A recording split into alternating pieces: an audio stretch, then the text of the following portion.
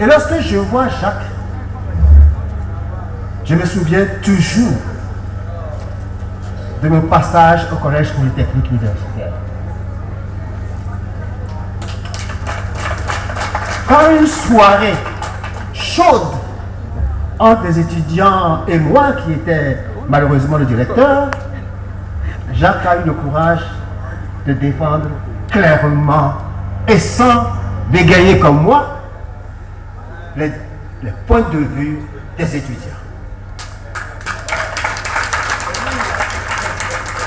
Et que s'est-il passé? À la fin de la réunion, il faisait tard.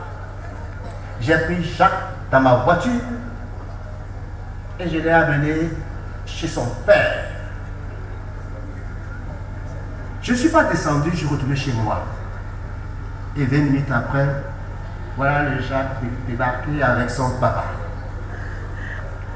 Pour lui faire devant moi des reproches, ce qu'il estimait des reproches. Et je lui ai dit, Cyprien, tu te trompes. Je suis fier de Jacques. Il a eu le courage devant moi de défendre les intérêts de ses mandats. Alors, qu'est-ce qu'il y a de mieux qu'on peut laisser à un Christ? Si ce n'est le courage de son opinion, le courage de dire ce qu'il pense avec honnêteté et sincérité. Et à cette occasion, j'ai dit à son père, rappelle-toi qu'à moi-même, j'étais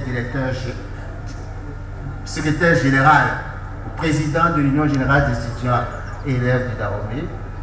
J'ai rencontré dans une délégation que je présidais devant le parti dahoméen, démocratique dahoméen, ou du Dahomey, que nous rencontrions. J'ai vu mon père dans la délégation.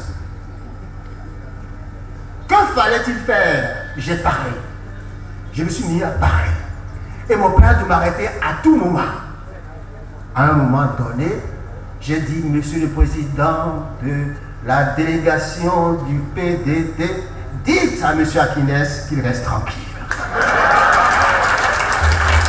Car je suis ici en tant que représentant d'une association à part entière que vous, président de cette délégation. Alors je ne voudrais pas que les questions paternelles ou familiales interviennent dans les relations, que les divergences politiques ou de famille interviennent dans les relations entre un père et un fils.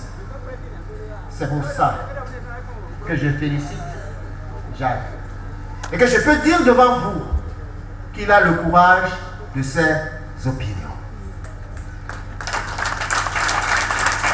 Et qu'il a le sens de l'honneur et de la dignité. Maintenant, nous sommes passés. Ils sont là. Ils jugeront et ils agiront selon leur compréhension de la société d'aujourd'hui, non pas de la société que nous avons connue.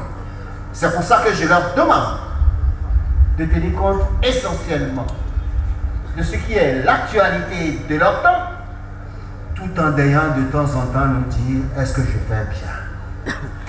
Merci.